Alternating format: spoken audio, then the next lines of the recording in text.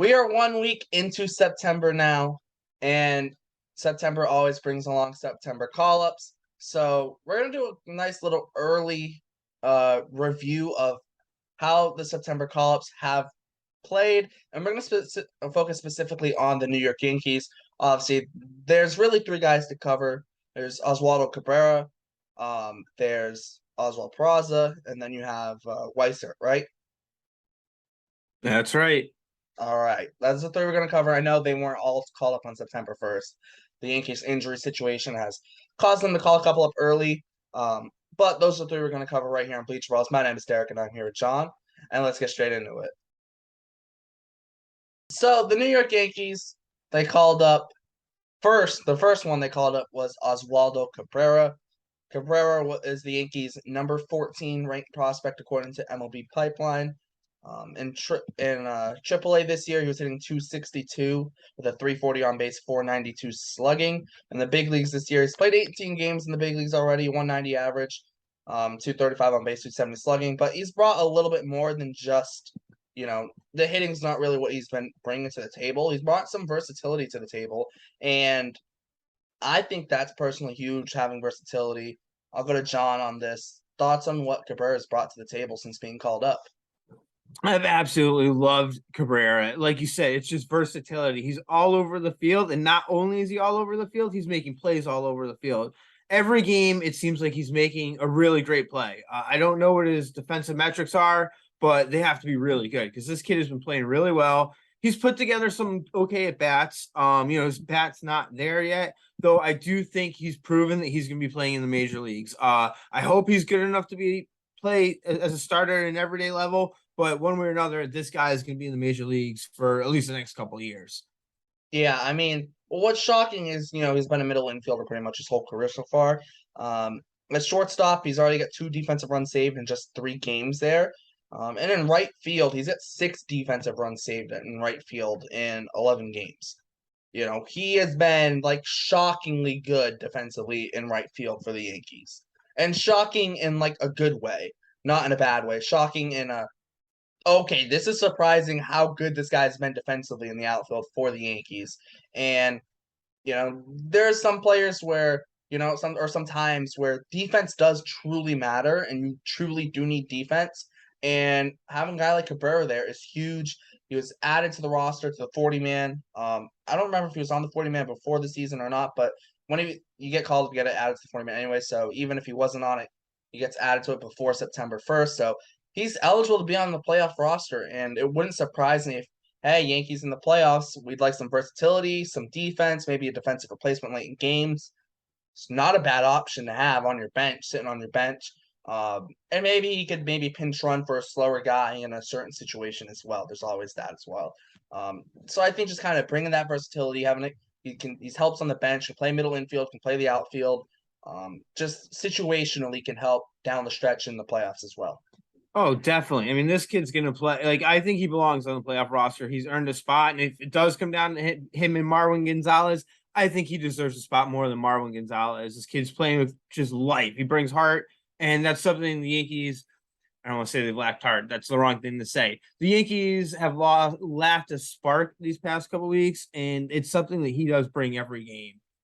And one thing while we're here, anybody listening, I want to point out I'm wearing a Norwich Navigators hat, the Yankees AA team from the 1990s.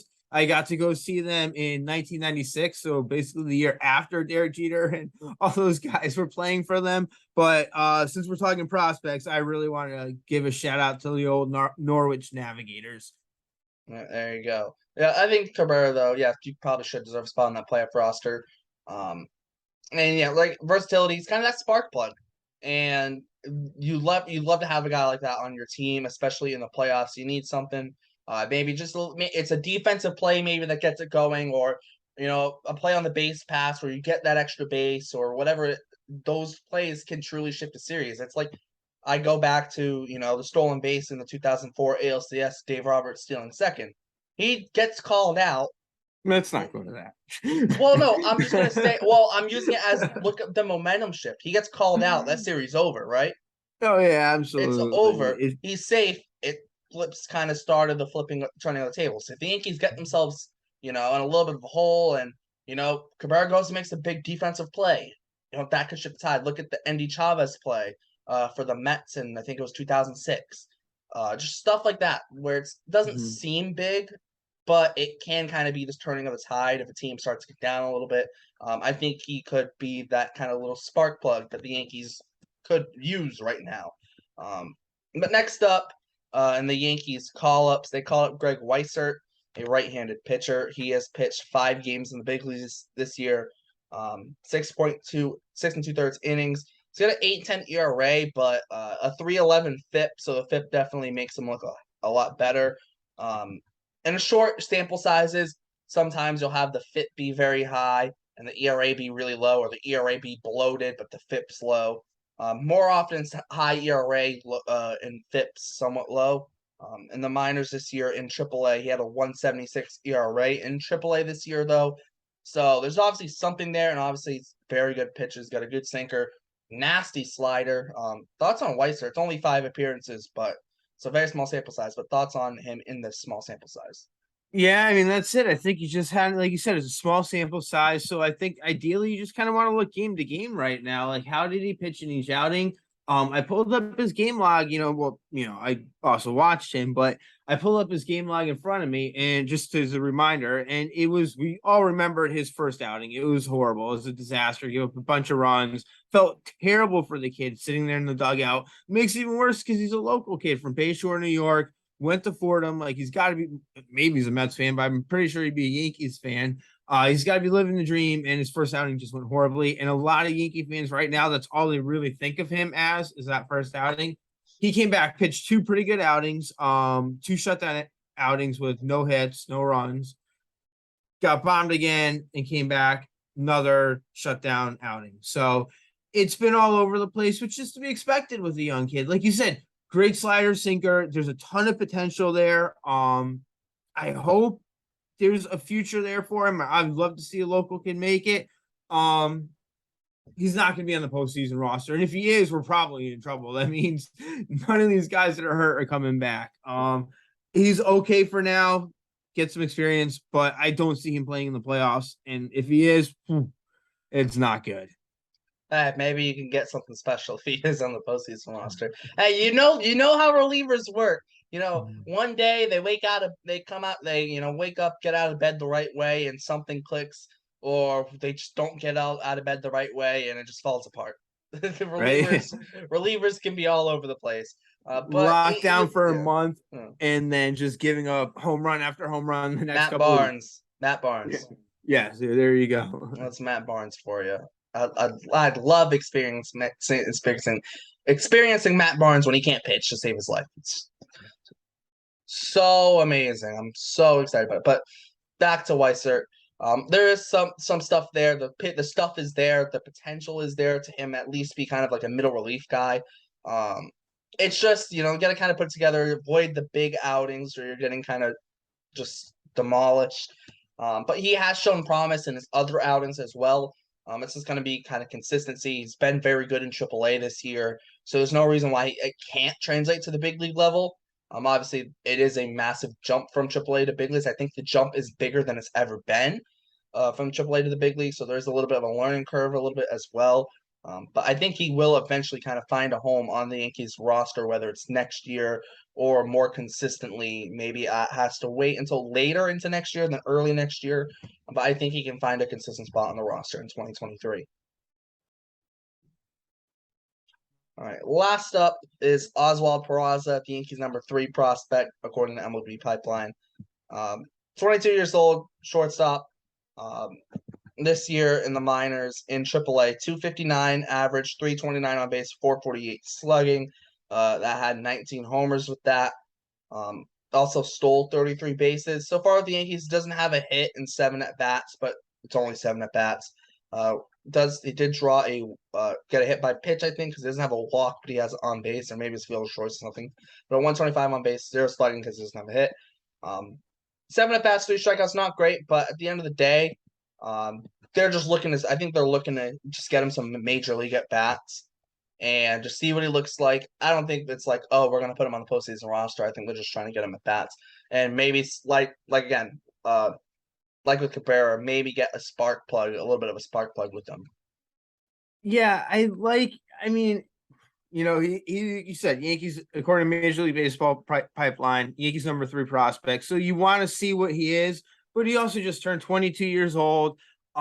He's making a big jump to the majors, and you don't want to put a kid out there before he's ready and ruin him. So I think the Yankees are going to be really careful with him. Like you said, he's not going to be on this postseason roster.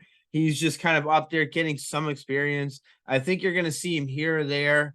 I don't think they're going to play him every day, but hopefully you see something, no hits yet, but hey, it's his first 7 at bats in the major leagues. You got to cut the kid some slack.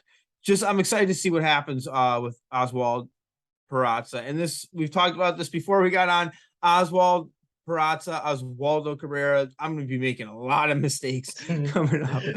So Derek, who do you think between Oswaldo Peraza and Anthony Volpe, which of the two do you think is really the Yankee shortstop of the future, and which of the two do you think likely gets traded? I don't think either gets traded. I think Volpe's a shortstop of the future. I think that kind of means Peraza potentially has to move. I mean, okay, put it like this. I think Volpe becomes a better player. Um, but you could also make the argument that Peraza is better in the field. So if you're going based on better player, um, you would say Volpe's a better player, better shortstop, better like player overall. I think defensively though, Peraza's maybe better, so maybe Volpe has to move off shortstop. Not because he's bad defensively there, but because Peraza's better than him. Maybe, who knows? I don't think either of them get traded because I think they can both play up the middle. So I don't think That that's is, really a problem.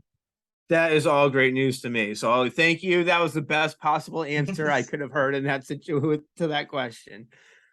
Yeah, well, there's no reason to really trade him, and it's the thing with shortstops, especially shortstops who are solid defensively. You can move them to third or second if needed. There's obviously a little bit of a learning curve, but it's not like moving a guy from you know catcher to shortstop or you know first base to center field. Like that doesn't happen.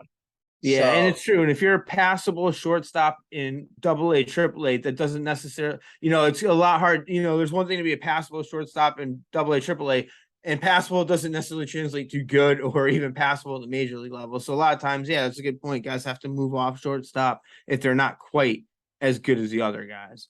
yeah, like I said, I think Volpe could play shortstop even in the big leagues and be fine.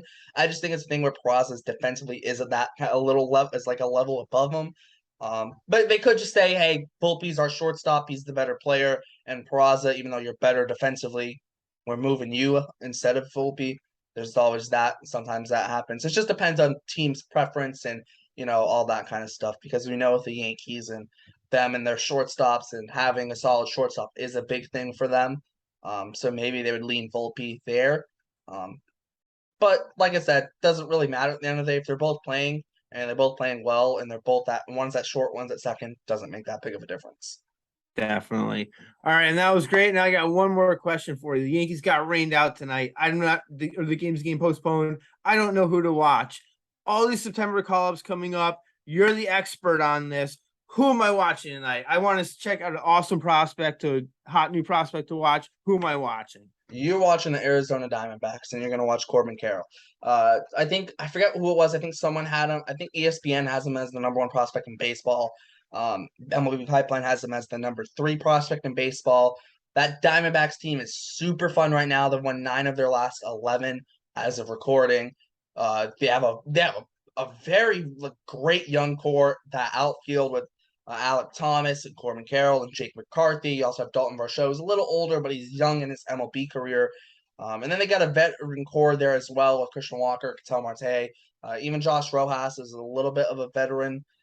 He's like a little bit of a bridge. Not yet a veteran, but he's not, super young in his MLB career. He's been there for, I think, 3 or 4 years in the big leagues now. And their pitching's been good as of late as well. So for me, the Diamondbacks are the team to watch down the stretch. Bunch of guys who were former top prospects. You have a couple guys who now are top prospects in their system. And they're on a roll and they're playing good competition as well. So it'll be interesting to see whether they can keep that run up. If they can keep that run going against teams like the Padres and the Dodgers and I know they have a couple games against the Giants. They played a series against the Brewers. They beat the Brewers in the series. They beat the Phillies in a series. Both those teams are either right in a playoff spot or right outside of one. So That is awesome. I will be turning on the Arizona Diamondbacks. You sold me, bro. we're getting the D-backs. The D stands for Derek, and we're riding that wave in 2023. They're going to be the Orioles in 2023. And yes, Doug, if you're watching this, when the D-backs are over 500, if they're over 500 this year, it's going to be wacky because you said they aren't going to be good next year. They might be finished over 500 this year. They're just 4 games under right now, and they're on a hot streak. So they are definitely the team to watch, though, down the stretch. All right, that's what we like to see. Derek charging the mound and calling out Doug. Yeah, I think that's gonna wrap that up, though. Yankees, for Yankees fans, obviously gonna want them to try and just get some steam heading into the playoffs. Maybe some of these young guys can make a little bit of difference, add a little bit of life into the Yankees team that desperately needs it right now, especially with the Rays surging. The Yankees could use that kind of almost like a second wind almost and get the sails up and going again and get that boat going again and get it going in the right direction into the playoffs. And these young guys could have a big impact on that.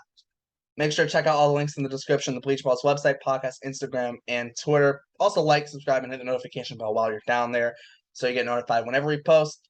For John, I'm Derek. Thanks for tuning in to Bleacher Brawls, and we'll see you next time.